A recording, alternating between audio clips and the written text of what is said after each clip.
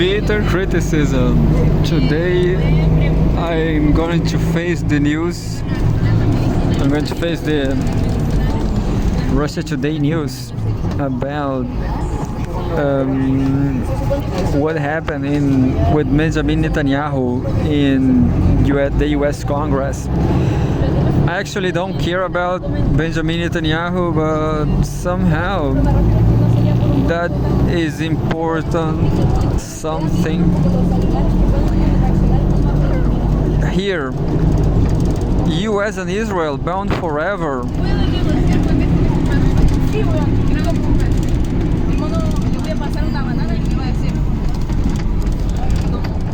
July 26. US and Israel bound forever. What Netanyahu's Washington visit means. Unpopular at home, the Prime Minister has made every effort to convince his American allies he is indispensable. By Morad Sadisgas, president of the Middle East Studies Center, visiting lecture at HSE University, Moscow. The question is, Benjamin Netanyahu was in the Congress, just like in this photograph. You know, this is an interesting video if there is on YouTube. People say people loved him. The United States Congress people applaud him a lot of times, maybe more than 50, almost 60 times. Who knows what's going to happen? I guess my take is the American citizens, the American people, they know they cannot pay the American debt. I mean, they cannot pay $100,000 each of them just to pay the American debt. Well, I'm still very ignorant about geopolitics, but in my opinion, that's a huge matter. The best strategy for the United States, the best strategy for the United States, not for the world, is war, is world destruction, China destruction, Russia destruction. Pretty barbarian world. Anyway, pretty barbarian people. Israel Prime Minister Benjamin Netanyahu addresses a joint meeting of Congress in the chamber of the House of Representatives at the US Capitol on July 24, 2024, 2 days ago. Israeli Prime Minister Benjamin Netanyahu has made his first trip abroad since the events of October 7, 2023, with an important visit to Washington, D.C. His plane, known as the Wing of Zion, landed in the U.S. Capitol on Monday, July 22. The skies were clear that day, but the political atmosphere in Washington was not.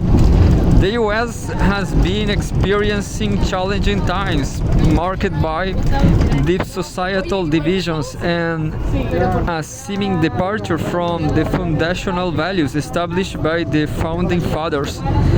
During his visit, Netanyahu faces strained relations with the Democratic Party. Many Democrats criticized his hardline stance on the Palestinian issue and allegations of corruption.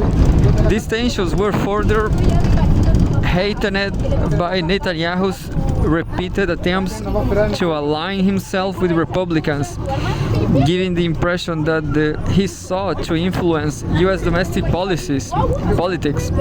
Additionally, former President Donald Trump expressed disappointment in Netanyahu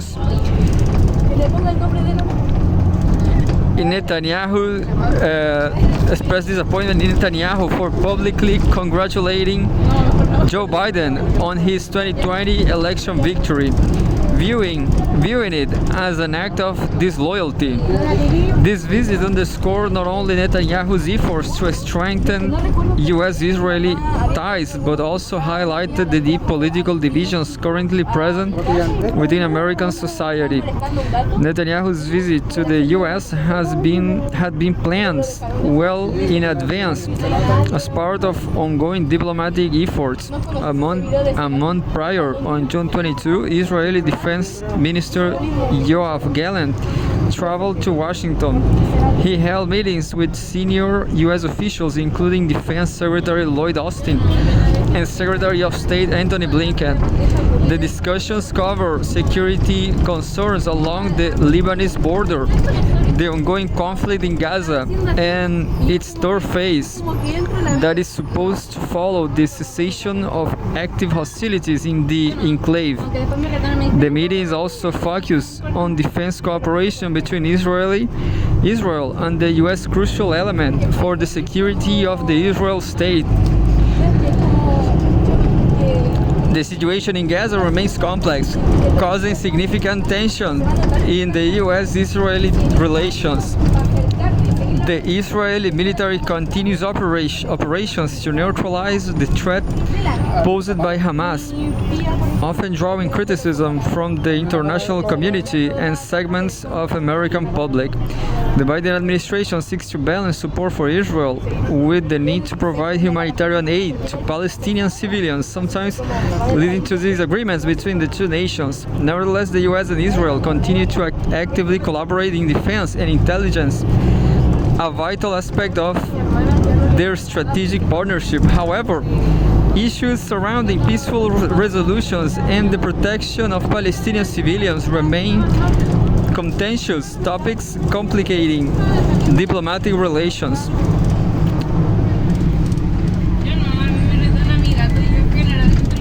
What does Netanyahu seek for Washington? The objectives of Netanyahu's visit extended far beyond those of his defense minister.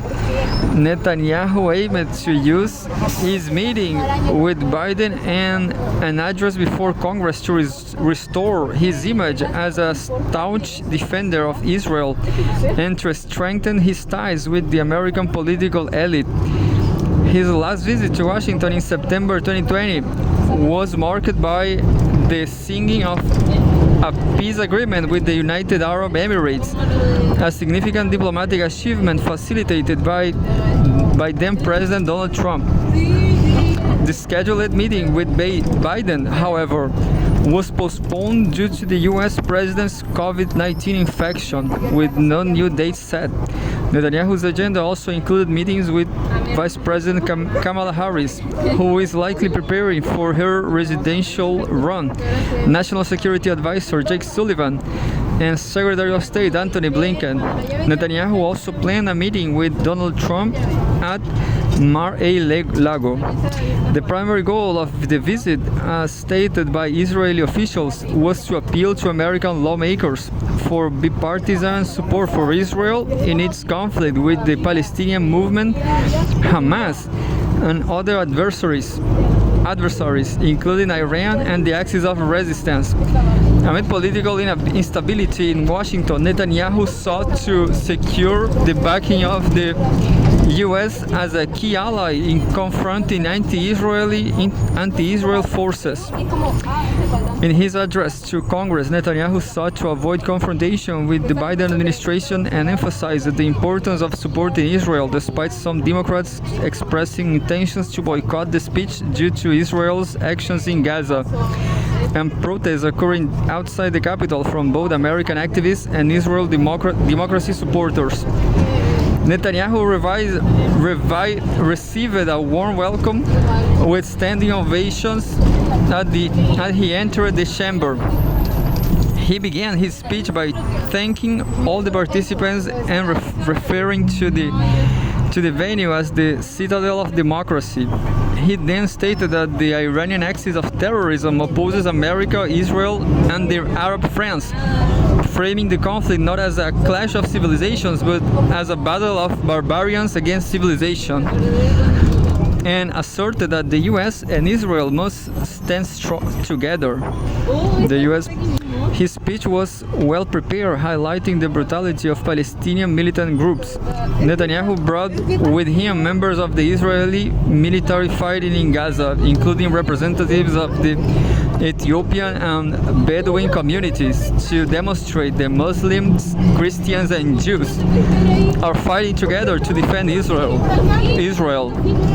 He addressed the issue of civilian casualties, insisting that for Israel the loss of civilian life is a tragedy, while for Hamas it is a strategy.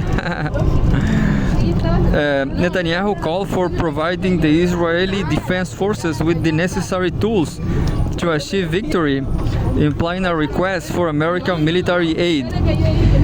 As expected, Netanyahu praised Biden and the Democrats for their friendship and support for democratic Israel, while also expressing gratitude to Trump and the Republicans for their support, including the recognition of the Golan Heights as Israeli territory and Jerusalem as Israel's capital.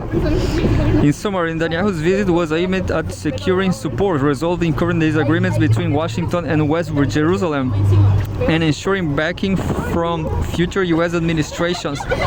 Additionally, this visit served to bolster Netanyahu's position within Israel, sending a message to Israeli public that he maintains strong allied relations with the U.S. despite recent pressures. Times have changed. The visit took place in a markedly different political landscape compared to the previous one. His government, the most conservative in Israel's history, has faced significant challenges, including the tragic events of October 7, which were the largest attack on Jews since the Holocaust. Recent polls show that 72% of Israelis want him to resign, either immediately or after the Gaza war is over. Despite the criticism and dissatisfaction, Netanyahu has retained power with a majority in the Knesset and avoided the threat of early elections. Netanyahu's visit to Washington occurred against a backdrop of global and regional shifts that could potentially be historic. Tensions on Israel's northern borders have escalated, with open conflict with Hezbollah becoming a daily reality as both sides exchange strikes. The Axis of Resistance also continues its attacks on Western military targets in the region and Israel, while another round of escalation has been observed between the IDF and the Yemeni Houthi movement Ansar Allah. The Houthis launched an attack on Tel Aviv with a new drone called Jaffa on the night of July 19, prompting Israel to strike various targets in the port city of Hodeidah, Yemen, according to the Israeli Army's press office. The growing external threats are making it increasingly difficult for Israel to maintain security, with Netanyahu stating before his departure to Washington that Jerusalem was currently engaged in military actions on 7 fronts. However, Israel itself has played a role in intensifying the situation. On July 18, the Israeli Knesset passed a resolution rejecting the creation of a Palestinian state, citing it as a threat to Israel's existence and its citizens. The resolution argued that establishing such a state on the West Bank would perpetuate the Israeli-Palestinian conflict and destabilize the region. The authors of the resolution also claimed it will reward terrorism, bolstering Hamas and other radical forces. The resolution was supported by Netanyahu's coalition parties, right-wing opposition parties, and the centrist National Unity Party led by Benny Gantz. The left-centrist party Yesh Atid, headed by Yair Lapid, opposed the resolution, advocating for a two-state solution, and walk out of the session. This all unfolded as Netanyahu prepared for his U.S. visit, fully aware that such a decision by the Knesset could strain U.S.-Israel relations, given the Democratic Party's support for a two-state solution. Moreover, there were signs of progress in resolving disputes among various Palestinian factions. On July 23, 14 Palestinian factions concluded 3-day talks in China, signing the Beijing Declaration on Reconciliation. The document called for the formation of a temporary government of national unity under the PLO after the war ends. Signatories included Hamas, Islamic Jihad, and Fatah. The main goal was to unite Palestinian institutions, hold general elections, and rebuild Gaza, with support from Russia, China, and Algeria. China acting as a mediator.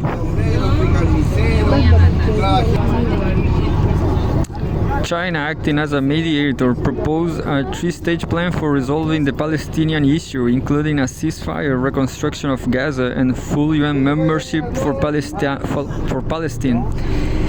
The Chinese side, represented by Foreign Minister Wang Yi, emphasized that Beijing had no selfish interests and supported the Palestinian people's restoration of their legitimate rights. However, optimism about the implementation of the agreements under the Beijing Declaration should be tempered, as similar efforts in 2022 in Algeria remained on paper. Thus, Netanyahu's visit to the US was crucial for the Israeli government and the future of Israel. The times have indeed changed. Russia and China are actively expanding their influence in the Middle East, while Israel's main ally, the US, appears to be losing its grip. Iran and various anti-Israel forces are growing stronger, expanding their military capabilities, and the Palestinians seem to recognize the importance of uniting their efforts for a common future. Even within the US, the situation is not smooth, with Biden stepping out of the presidential race, an assassination attempt on Trump, and a lack of unity among Democrats regarding support for Kamala Harris as a candidate in the upcoming election. The region has been in turmoil for 10 months, with no end in sight to the ongoing conflict. Tensions between Israel and Hezbollah, as well as the Houthi movement, are intensifying, and anti-government protests continue within the country. Unfortunately, these developments suggest that the Promised Land may be on the brink of its most challenging period since 1948. This sentiment was echoed by Netanyahu as well as by Gallant during his own visit to Washington. The US has been and will always remain Israel's most important ally, regardless of how occupies the Oval Office, as the protection of Israel's friends is paramount. The recent US military transport flights over Turkey to Syria and Iraq indicate that Washington is preparing for a worsening situation. However, the strength of support will largely depend on the election campaign and the outcome of the presidential election. However, Netanyahu seeks to assume, both Democrats and Republicans, that Israel and the US are allies forever. The citizens of Israel must also understand the importance of Netanyahu, as only he can protect them, and no one else has such strong and enduring ties with Washington, which will also help Israel. Well, I guess that's it. But in my opinion, I guess Brazilians, they are exaggerated. I guess, yeah. So the US Congress, everybody supported Netanyahu's, but there was also I guess American people, they are betting on a World War III just because this is a good business. They always do that. I mean, even if you owe a lot of money, if you can destroy everybody, that's the best way to solve your debts, I guess.